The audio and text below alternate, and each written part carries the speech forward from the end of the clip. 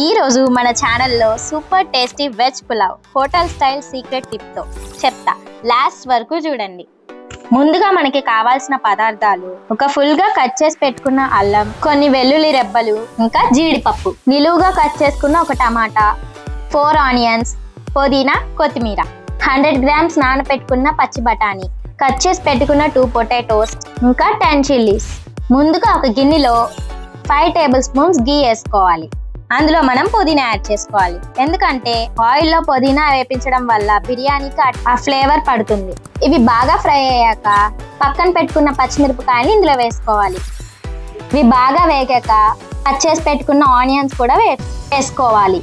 ఇంకా కట్ చేసి పెట్టుకున్న పొటాటోస్, నానబెట్టుకున్న పచ్చి బఠానీ కూడా ఇందులో వేసుకుందాం. బాగా కలుపుకోవాలి. టేస్ట్ కోసం ఇందులో 2 టేబుల్ స్పూన్స్ అల్లం వెల్లుల్లి పేస్ట్ కూడా వేసుకుందాం. బాగా కలుపుకోవాలి.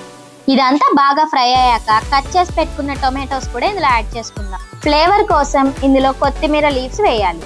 తగినంత ఉప్పుని యాడ్ చేసుకుందాం.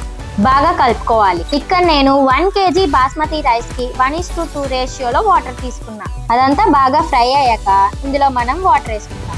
వాటర్ బాగా బాయిల్ అవ్వాలి. వాటర్ అంతా బాగా బాయిల్ అయిన తర్వాత మనం నానబెట్టుకున్న బాస్మతి రైస్ ని ఇందులోకి యాడ్ చేసుకుందాం. బాగా కలుపుకొని మూత పెట్టుకొని ఉడకనివ్వాలి. టేస్ట్ కోసం హాఫ్ లెమన్ జ్యూస్ ని ఇందులో యాడ్ చేసుకోవాలి. అప్పుడే పులావ్కి టేస్ట్ వస్తుంది. లెమన్ జ్యూస్ వేసుకున్న తర్వాత బాగా కలుపుకోవాలి. కొంచెం సేపు ఉడకనివ్వాలి. అంతే, మన హోటల్ స్టైల్ బిర్యానీ, అంతే మన hotel style veg pulao ready అయిపోయింది. దాంతో అయిపోయాక తీసుకొని ఒక ప్లేట్లోకి సర్వ్ చేసుకుందాం. మీ ఫ్యామిలీతో ఈ పులావ్ని కుమ్మేయండి. Thanks for watching.